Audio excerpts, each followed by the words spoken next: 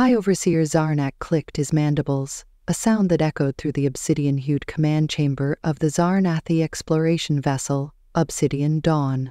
The crew paused, antennae twitching nervously. Zarnak leaned forward in his gravity-reinforced throne, staring at the latest sensor data with an expression that only someone with an armored exoskeleton could make both confused and offended. "You want me to believe there's another species claiming to be Deathworlders? On a gravity-rich planet with acidic weather systems and tectonic instability?" he scoffed. "Preposterous." First strategist Bellatrix, who had the patience of a glacier but none of its chill, tapped the console with all 4 of her elegant digits. "Yes, Overseer. The world designated as Sector Alpha 3, or SA3 by its inhabitants, displays all the markers of a certified death world. Gravity at 1.3 R standard, wild climate oscillations, a biosphere that actively tries to kill them, and they call it Earth." Zarnak's mandibles twitched with disdain. "Typical Deathworlder propaganda. They probably exaggerate for tourism." "They do not even advertise," Bellatrix replied. "In fact, they appear baffled by the concept that they should be extinct." The command deck of the Obsidian Dawn hummed with quiet dread. Among the Zarnathi, it had long been accepted that their world, Kraxullan, was the most hostile of all habitable planets. A badge of pride, reinforced by evolutionary necessity. Acid rains, plate-shifting quakes, predators with more teeth than logic. So the idea that another species had not only survived something similar, but had turned it into their vacation brochure? Sacrilege. "Pull up their biome statistics," Zarnak demanded. Bellatrix complied. The hollow display flared to life, projecting Earth in all its atmospheric chaos. "Average temperatures swing by 40 degrees in mere cycles," she said. "They build settlements near volcanoes, surf on liquid water during lightning storms. Some willingly live near magnetic fault zones." Zarnak leaned back, eyes narrowing. "That's not resilience. That's insanity." "Insanity or cultural tradition," Bellatrix countered. "Their entertainment rituals include something called roller coasters, which simulate near-death gravitational scenarios for enjoyment." The Overseer was silent, the mandibles of his lower jaw twitching slightly. Then came the ping. An alert blinked on the central console. "Incoming transmission," barked a junior navigator. "From whom?" Zarnak growled. "The humans. They've found us." Zarnak spun to Bellatrix. "Impossible. We're cloaked." Apparently their quantum sensors are quite good at detecting phase shift emissions. The command center dimmed as the screen lit up.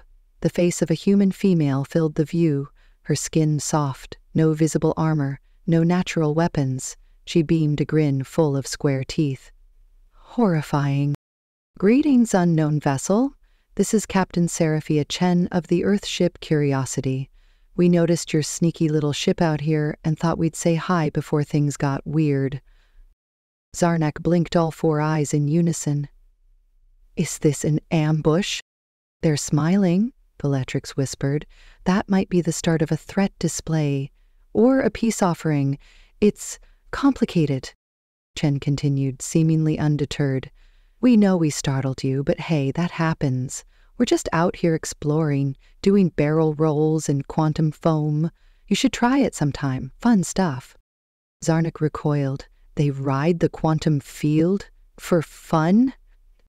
"Apparently, yes," Bellatrix said, watching in growing awe. "They've weaponized chaos into recreation. Are they inviting us aboard?" Chen leaned in, that horrific grin returning. "We've got freshly brewed coffee and a gravity simulator that doubles as a theme park ride. Care to dock and chat?" Zarnak froze. "Overseer?" Bellatrix asked. He nodded stiffly. "We accept, but maintain diplomatic posture, and under no circumstances do we attempt their so-called coffee." As the human ship grew larger in the viewport, bathed in a halo of pulsing light and orbital debris, Zarnak muttered, "Let the record show. Today we do not engage in diplomacy. We survive it." The command deck of the Kralin vessel Eternal Dawn was uncharacteristically silent. First Officer Valara's mandibles twitched as she manipulated the holocenter, bringing up the incoming transmission. High Commander Ziktal loomed behind her, exoskeleton tense. Around them, the bridge crew held their collective breath. The view screen flickered to life. A human appeared, tall, pink-skinned, with odd, flexible features and an unsettling number of teeth visible in what humans called a smile. "Greetings, Kralin vessel," the human boomed cheerfully. "I'm Captain Sarah Chen of the Earthship Curiosity. We noticed your little cloaked peak and thought we'd say hi before it got awkward. Hope we didn't catch you off guard." Zixtal's antennae shuddered. The humans had spotted them through Kralin's stealth systems? Impossible. He barked an order. "First Officer Valara, confirm their sensor range." She double-checked, triple-checked. "Confirmed, Commander. They detected us through a passive scan. Their quantum field resonators must be 3rd gen or beyond." "3rd gen," Ziktal hissed. "That's theoretical." Chen smiled wider. "Don't worry, we're friendly, just curious. You know, like the ship name. Would you care to dock? We've got coffee, also donuts." Ziktal leaned toward Valara and muttered, "Did she just offer us corrosive stimulants and fried glucose as hospitality?" "I believe that's standard human diplomacy, sir." Against his better judgment, Ziktal nodded slowly. "Tell them we accept. Let's see what lunacy they call a starship." The docking procedure was smooth, but the moment they stepped aboard the Curiosity, the Kralins were hit with the gravity shift. Earth normal was punishingly strong. Ziktal activated his lower stabilizer legs. Valara stumbled, but caught herself with a hiss. Chen met them at the airlock, practically bouncing on her toes. "Welcome aboard. Sorry about the gravity. We keep it a bit higher for cardio benefits. Helps with bone density and... Well, never mind. You guys okay?" Zixtal blinked with all 4 eyes. "We shall endure." "Awesome. Follow me." They followed Chen through corridors that defied every architectural standard. The walls had rails, the ceilings had ladders. One hallway rotated slowly, for reasons Valara could not begin to comprehend. "Why is your ship designed like this?" she asked. "Parkour optimization," Chen replied. "Keeps the crew limber, plus emergencies are never boring when every wall is a potential floor." The command deck was a controlled mess of flashing lights, dangling harnesses, and ceiling-mounted treadmills. The crew appeared relaxed, but every single one moved with the alertness of a predator. It reminded Zixtal of hunting spiders on Kralos Prime. "So," Chen said as she waved toward a couch that may or may not have been hanging sideways, "tell me about your planet. High gravity, acidic storms, carnivorous forests. We love hearing from fellow survivors." Valara began to explain, but Chen cut her off with a gesture. "Actually, let me guess. You evolved under brutal conditions, adapted to environmental extremes, and formed a civilization out of sheer stubbornness and caffeine-fueled ingenuity." "You described our species exactly?" Valara said, stunned. Chen grinned. "Yup. We're basically space cousins." A sudden chime echoed through the ship. "Ah," Chen said, eyes lighting up. "Time for our randomized emergency drill. Gravity inversion in 5. You'll want to grab something." The Kralins barely managed to latch onto the closest handholds before the floor rotated 90 degrees and the entire room shifted orientation. One human crew member let out a joyful whoop and launched himself into a mid-air somersault, rebounding off the wall with cat-like grace. Zekil muttered, "They do this on purpose?" Valara, clinging to a ceiling rail, groaned. "I think they do it for fun." The drill ended as quickly as it began. Gravity normalized. Chen clapped her hands. "Good form, team. Captain Ziktal, First Officer Valara, what do you think?" Ziktal hesitated. "I believe we underestimated your people." "Don't worry," Chen winked. "Most species do." The docking clamps disengaged with a hiss, and the Kralin crew stepped onto the Earthship Curiosity. their bodies adjusting slowly to the heavier gravity. High Commander Zixtal flexed his auxiliary leg joints to avoid toppling over. The environmental suits were excellent, no doubt, but even they couldn't fully cushion the weight of 1.3 gravities pressing down on exoskeletal frames evolved under gentler planetary forces. Captain Sarah Chen stood at the far end of the corridor, beaming like someone who'd just invited friends over for a surprise roller coaster ride. "Welcome aboard," she called cheerily. "Don't mind the scorch marks. Those are just from last week's asteroid dodging finals. Took third place." Commander Zix glanced sideways at Valara, who was now visibly adjusting the calibration settings on her exosuit. "Third place?" he muttered. "There's a ranking system for that madness?" "Of course," Valara replied, trying to keep pace with their bouncing host. "This ship's been modified with what they call a parkour-optimized layout.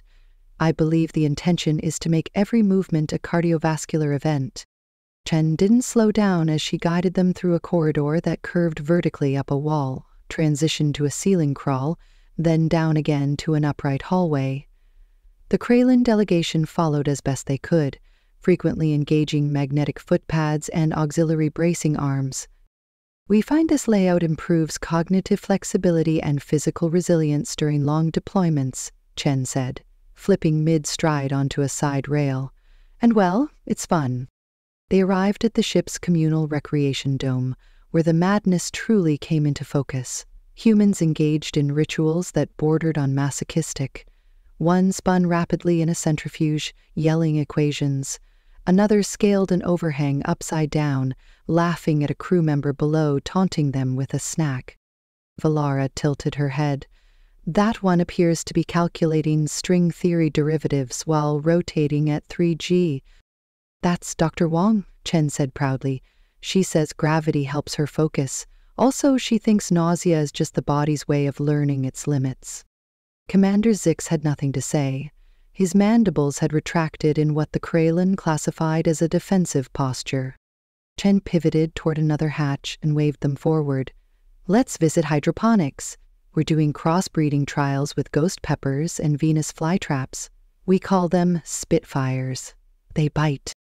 The Kralins followed with a resigned sort of courage that only military officers from a death world could summon.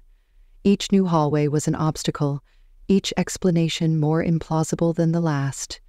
When they passed a chamber with foam walls and hovering anti-gravity discs, Zix finally broke.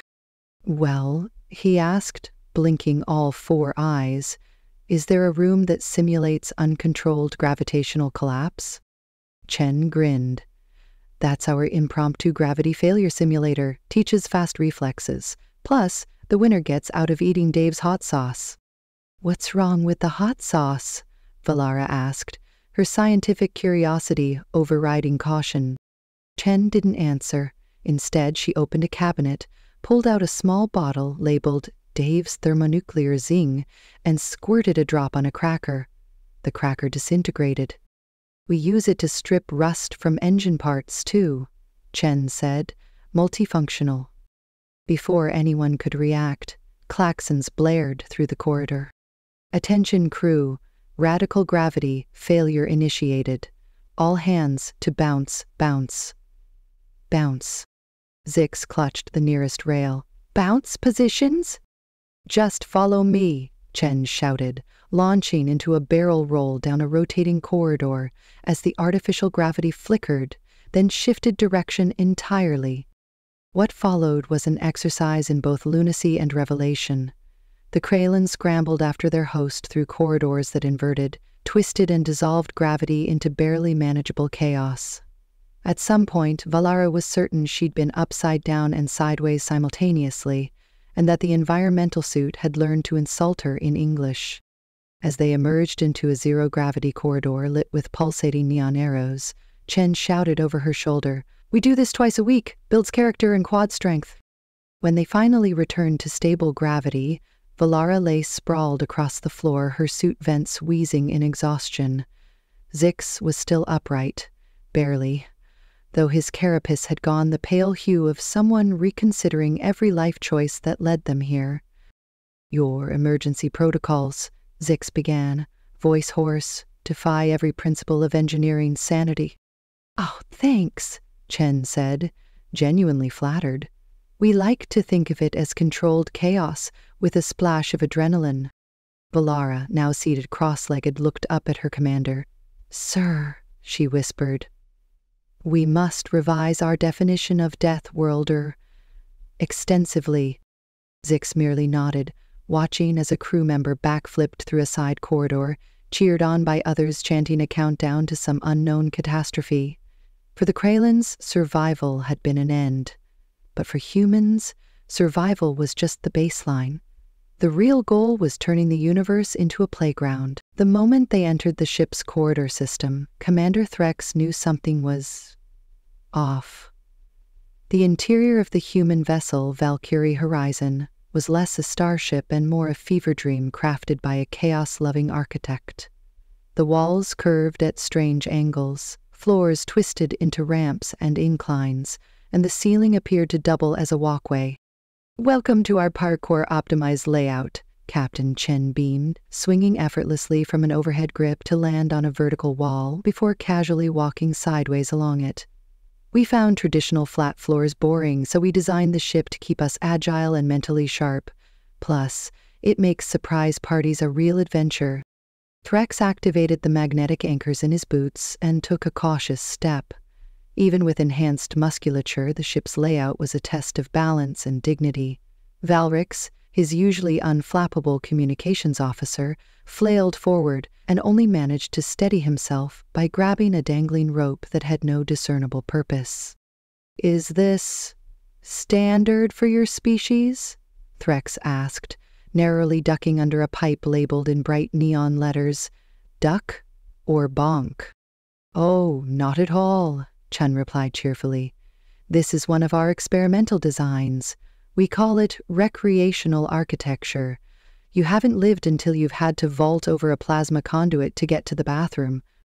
Valbrix muttered something about ergonomic violations while glaring at a ladder spiraling up into a ceiling hatch marked, "Shortcut to kitchen, optional, flamethrower zone."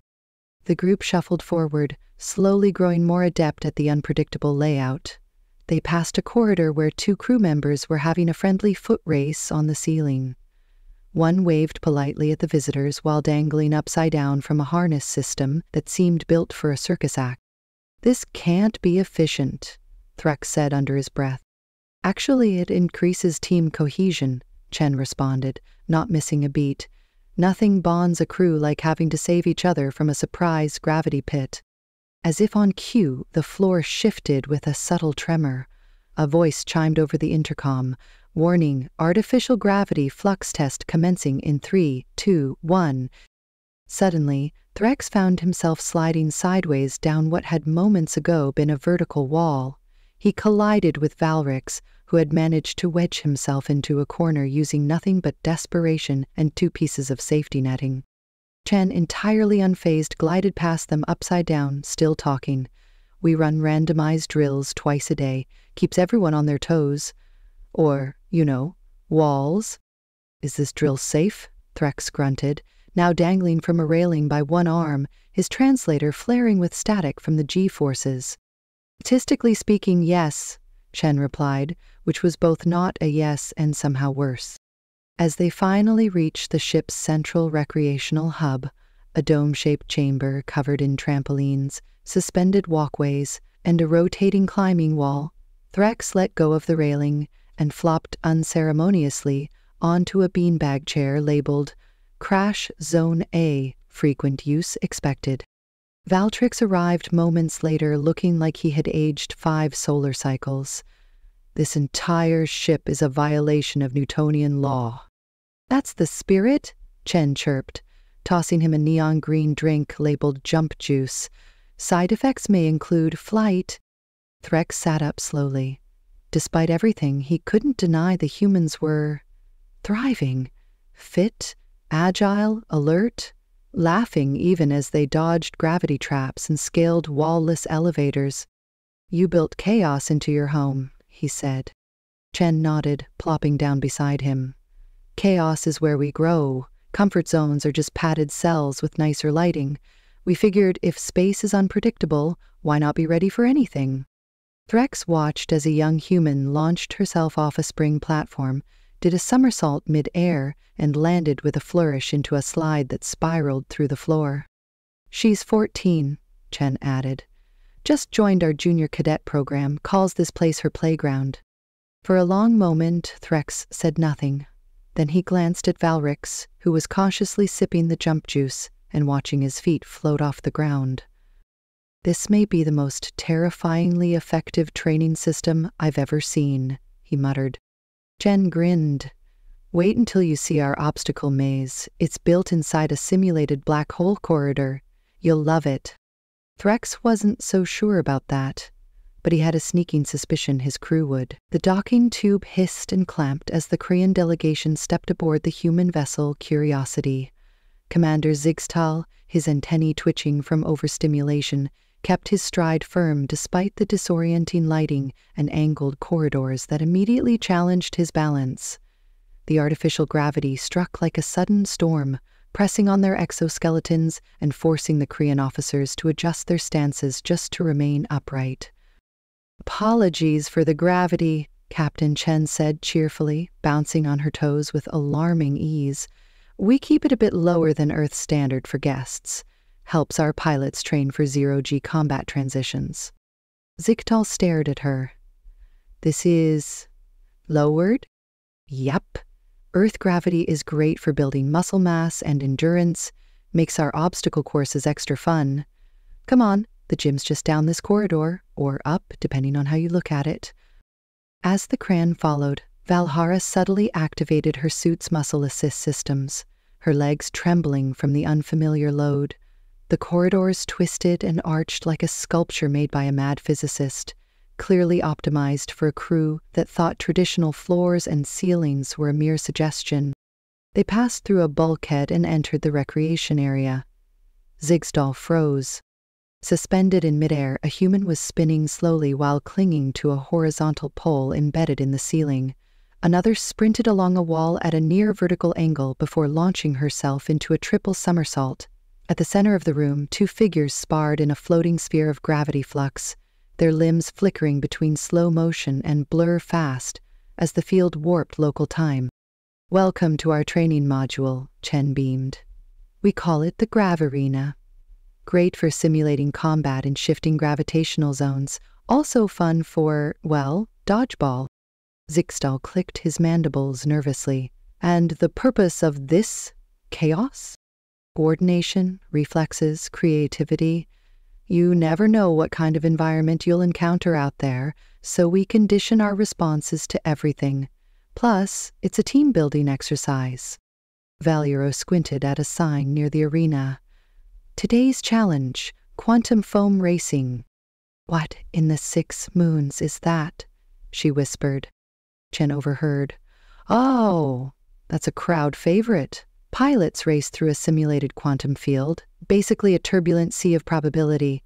It mimics unstable space zones where the laws of physics don't always agree on what's up or down. Come on, you have to try it." Zigztal nearly refused. He opened his mandibles to decline when a young Cran officer, a wide-eyed Ensign Neek, stepped forward. "With permission, Commander, I would like to volunteer." Everyone stared. Chen gave a low whistle. "Now that's the spirit. Come on, Ensign, I'll walk you through it." The simulation chamber shimmered to life, displaying a tunnel of glowing blue nodes and chaotic flickers of reality. Ensign Neek was strapped into a hover sled, his claws trembling as the countdown began. The sled shot forward, twisting through improbable space. Nodes shimmered in and out of existence. Gravity reversed twice. One segment of the tunnel extended, split, then folded into itself like a ribbon caught in wind. Neek whooped, whether from terror or exhilaration no one could say. When he emerged on the other side, his shell was covered in a fine mist of charged ions, his breathing rapid, but his stance proud. "I survived," he gasped. Captain Chen slapped his back. "Better than that, you took the shortcut through the uncertainty fold. Only 3 of us have pulled that off. You've got guts, Ensign." Zixtal wasn't sure whether to reprimand Neek for recklessness or recommend him for promotion. He settled on silence as murmurs of admiration rippled through the Cran delegation. Later, back on the observation deck, Valara leaned on the railing beside Zixtal, watching a trio of humans leap between floating platforms above a pool of non-Newtonian liquid.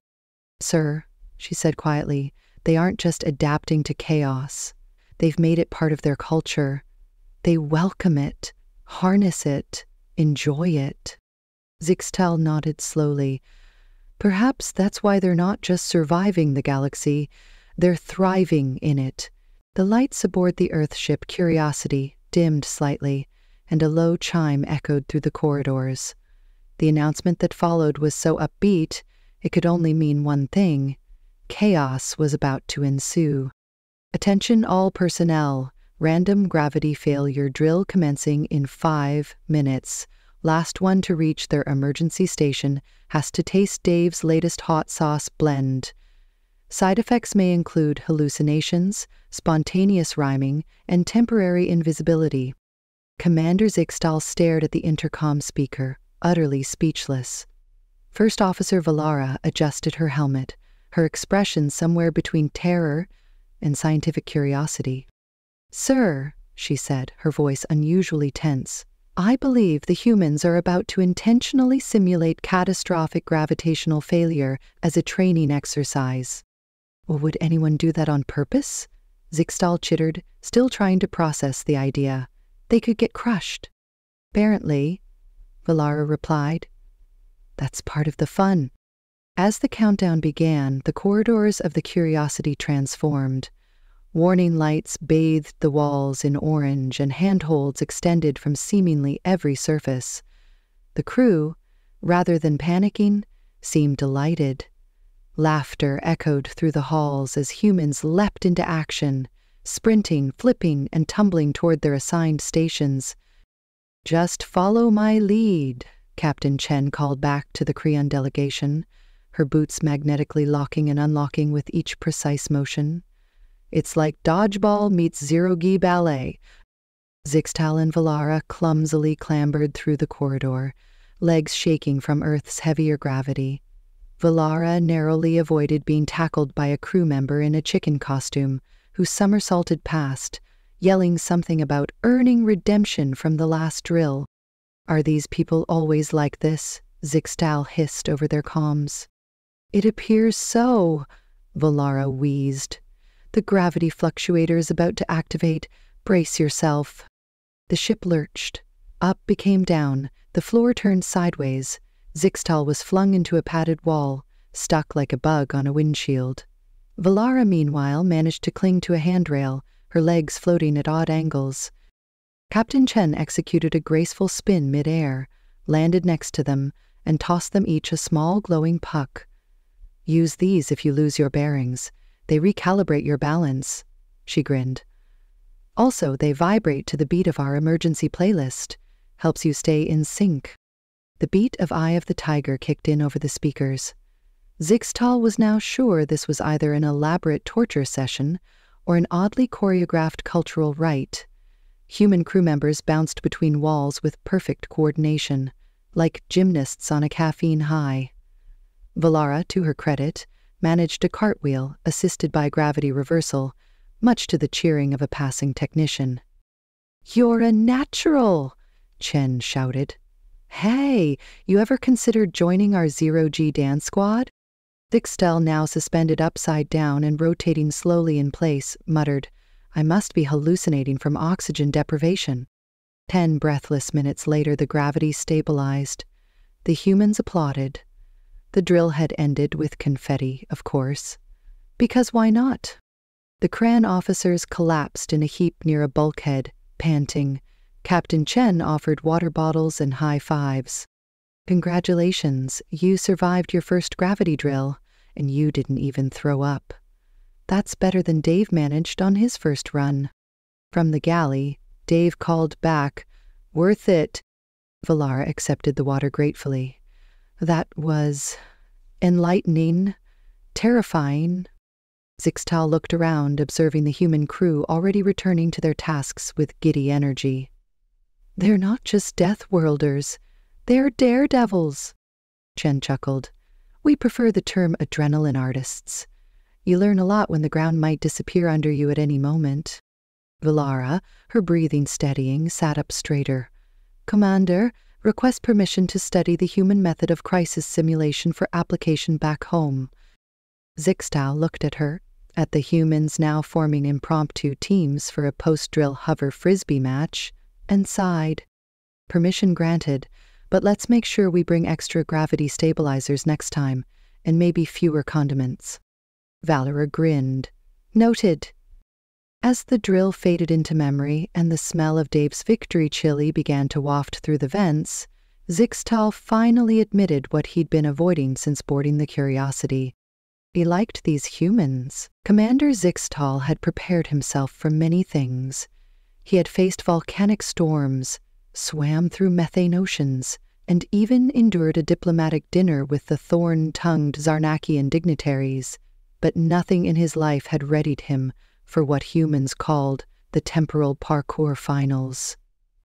It began in the Crucible's Reality Flex chamber, a spherical arena suspended between two neutron stars whose tidal forces allowed the chamber to subtly fluctuate through multiple states of existence. Around the outer shell, portals to parallel timelines shimmered like soap bubbles. "So the goal," Captain Chen said cheerfully, as she adjusted her time-stabilizing wristband, "is to start at point A, leap through a collapsing probability wave, sprint across a gravity-defying obstacle zone, and land somewhere between point Q and point banana." "Points banana!" Zixtal's mandibles clacked in horror. "It'll make sense in retrospect," Chen assured him. Valara, already suited up and flexing in her temporal armor, buzzed with barely contained excitement. "Sir, their quantum-tethered footwear can shift footing across causal planes. I did 3 practice jumps and was briefly my own mother." Zixtal groaned. The whistle blew, or rather it shimmered, since linear time did not strictly apply. Contestants launched themselves into the arena with what could only be described as joyous disregard for both gravity and existential stability. One human swung through a time-looped rope, disappearing mid-swing and reappearing with a different haircut and an award ribbon. A jellyfish-like creature flitted between probability forks, changing hue each time. And Valara? She was mid-leap when a temporal slipstream duplicated her into 6 synchronized versions, each completing a portion of the course across split realities. Zixtal stood on the sideline, clutching his registration waiver with trembling claws. "If I perish, tell the brood I tried to stop this." A voice chirped from behind. "No refunds." Captain Chen patted his shoulder. "Don't worry, your suit has a safety tether. To this universe, mostly." Bracing himself, Zixtal stepped into the arena. Instantly the world twisted. Past and future collided in a dance of infinite outcomes. He ran forward, backward, sideways through time, flipping across gravitational loops and bouncing off platforms that only existed if he believed in them hard enough. Somehow he made it, or one version of him did. On the podium, a half-dazed Zixtal held a silver trophy that shimmered between states of matter. Valara stood beside him, proudly clutching a certificate that listed her in 3 different family trees. Chen grinned. "Told you it would be fun." Zixtal blinked, one antenna still vibrating from paradox exposure. "I touched the future, Captain." And it high-fived me. The Crucible's black hole surfing arena shimmered on the edge of possibility itself. Dozens of micro-singularities swirled within a stabilized containment field, each one a gravity well so dense it could bend light and time alike. The crowd roared from their quantum phase seeding, existing slightly out of sync with reality to reduce exposure to time dilation. Captain Chen stood at the observation deck, practically vibrating with anticipation. "Zix, you're up next. Temporal protection suits calibrated. And remember, no backflips off the event horizon until the finals." We learned our lesson last year. Commander Zik's tail adjusted the bulky suit around his exoskeletal shoulders, his mandibles twitching nervously. Remind me again how this counts as sport and not just assisted suicide? Chen grinned. Perspective. And good insurance.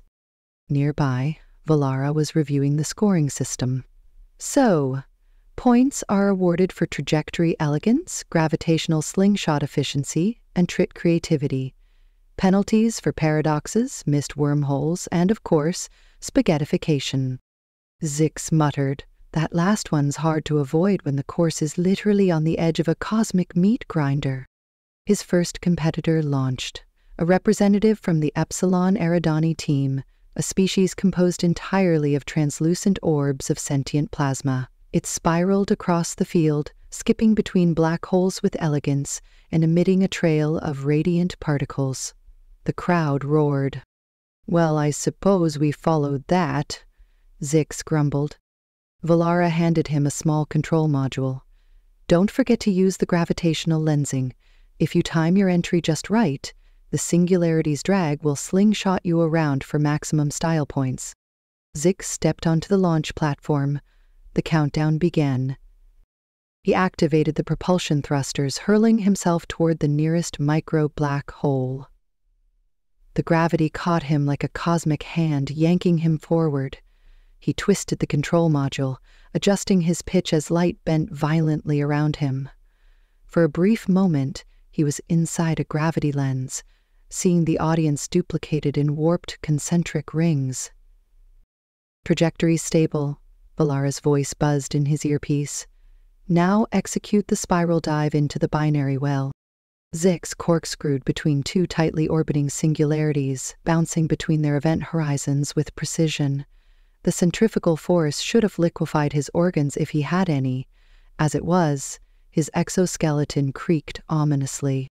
Then came the trick shot, a gravitational ricochet that would send him hurtling across the containment field and through a mini wormhole back to the starting point. It required hitting a moving spatial distortion barely wider than a coin. Now, Chen shouted. Zix fired his stabilizers, angled the lens, and launched himself.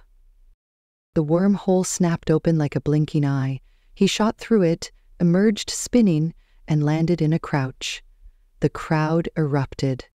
He staggered, caught by Chen, who beamed at him.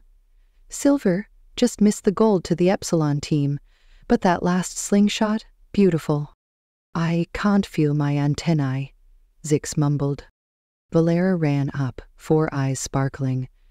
You dislocated time itself, twice. They gave you bonus points for the narrative arc of your trajectory. Zix blinked. Narrative arc? You told a story in gravitational movement. It was poetic. Before he could respond, an alert buzzed. Uh-oh, Chen said, glancing at her wrist pad. Looks like one of the black holes just developed a spontaneous quantum hiccup. Might have absorbed the referee. Zix sat down hard. Next year, I'm judging. Valara chuckled. Next year, you're coaching me. I've already registered for synchronized black hole slalom. Zix groaned. The universe was insane, and he was starting to enjoy it. The grand hall of the Crucible shimmered in ways that defied both light and logic. Beings from across known and theoretical space had gathered, each one an expert in surviving the absurd. Holographic banners waved in gravitational eddies, and floating quantum confetti blinked in and out of existence. At the center stood Captain Rhea Calderas of the Earth ship Momentum, flanked by her trusty diplomatic chaos agents, Lieutenant Vega and Dr. Lorne. High Chancellor Ixthal of the Creal, now draped in ceremonial armor that emitted minor tachyon pulses, adjusted his multi-lens goggles with visible apprehension. The Crayon were not known for enjoying events with phrases like synchronize existence, failure recovery in the program. But this was their new reality. Beings of probability, certainty, and wild theoretical assumptions. Captain Calderas boomed through a multi-dimensional speaker system. Welcome to the final ceremony of the Intergalactic Extreme Survival and Recreation Tournament. The crowd erupted, sort of. The sound arrived in layers, echoing from the past and future simultaneously. Calderas grinned. She was in her element. "We begin with a highlight reel," she said. A projection unfolded mid-air, displaying moments that nearly broke the universe. A Valtari team backflipping off a white dwarf. A crayon officer executing a triple helix spin through a time-stretched obstacle course. And the infamous quantum hot potato round that almost annihilated 12 sectors but earned a perfect 10 from the antimatter judges. Chancellor Ixval, still not convinced of reality's current stability, muttered, "That should not be legal, or possible, or intelligible." "Yet here we are," Valari offered, nodding to her past self who was also present, already holding an award. Awards were handed out by representatives from the United Probability States. The trophies flickered between potential forms, metals, liquid energy, and once a smug-looking cat.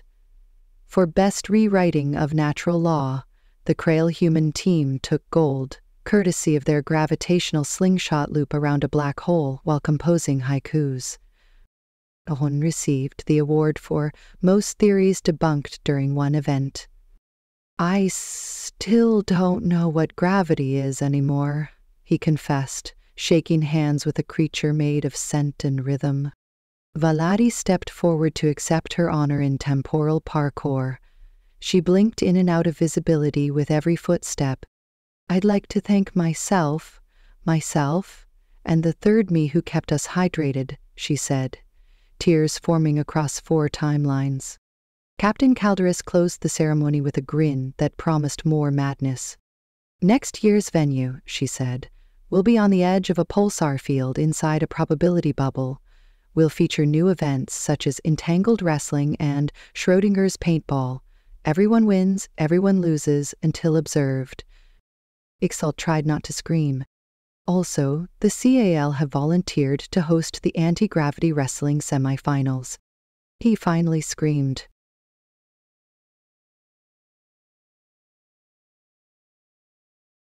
The crucible shimmered with a light that wasn't entirely real. Quantum particles danced to music that hadn't yet been composed, and across multiple dimensions confetti fluttered through timelines that hadn't happened yet. It was the closing ceremony of the first Intergalactic Extreme Survival Championship, and no one could say for sure whether it had already ended or was about to begin.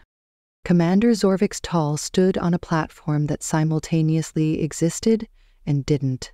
He adjusted the silver metal around his thorax, which occasionally emitted Hawking radiation in irregular pulses. Beside him, First Officer Vela was attempting to keep her alternate versions from getting into a dance-off with a sentient gravity wave. "To everyone who made this madness possible," echoed Captain Chen's voice from all points in space-time simultaneously, "we thank you for redefining physics, sanity, and the laws of probability." A cheer erupted that reversed causality, making it echo backward into silence. Someone dropped a celebratory antimatter sparkler that fizzled into a small black hole, then politely apologized, before it imploded. Zorvix glanced at the award list projected into his vision. He and his Crane team were being recognized for Best Improvised Use of Frame Dragging in Black Hole Surfing, which was oddly specific. Vela, who now existed in 5 versions, had been awarded Most Creative Self-Parenting Paradox. "Sir," one version of Vela said, juggling 3 temporal medals, "the humans want us to co-host next year's finals, on our homeworld." Zorvik blinked all 4 of his eyes. "When did we agree to that?" "Technically 2 hours from now," she replied with a cheerful mandible twitch. "I already filled out the paperwork. I will, time permitting." Before Zorvix could summon the will to protest, Captain Chen approached, a cocktail in one hand that vibrated in and out of existence. "Commander, glad to see you survived. Ready for next year? We're adding competitive reality warping and quantum entanglement ballet. Should be a blast. Or possibly a singularity." "Do you ever do anything the normal way?" Zorvix asked, half amused, Sure, Chen said, eyes gleaming, but it's way less fun. Look around. The whole galaxy's here, breaking barriers, laughing at entropy. It's not about controlling the universe, it's about dancing with it. As she raised her glass, timelines converged in a multiversal applause. Confetti rained down in 3 dimensions and 2 imaginary axes. An Andromedan volleyball team drifted by, still glowing from their last match. Vela, now only in triplicate, leaned toward Zorvix. Permission to register for synchronized antimatter freediving, sir? Zorvix sighed and adjusted his metal again, which hummed briefly with tachyon interference. Why not? Apparently death is just another scoring opportunity. The crucible began to spin, slowly rotating the stars into a spiral of celebration. Somewhere above, a cosmic scoreboard updated. Species most likely to implode the universe for fun, humans.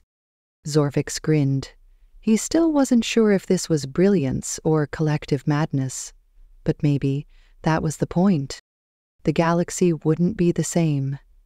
And he, for one, wasn't about to miss the next round.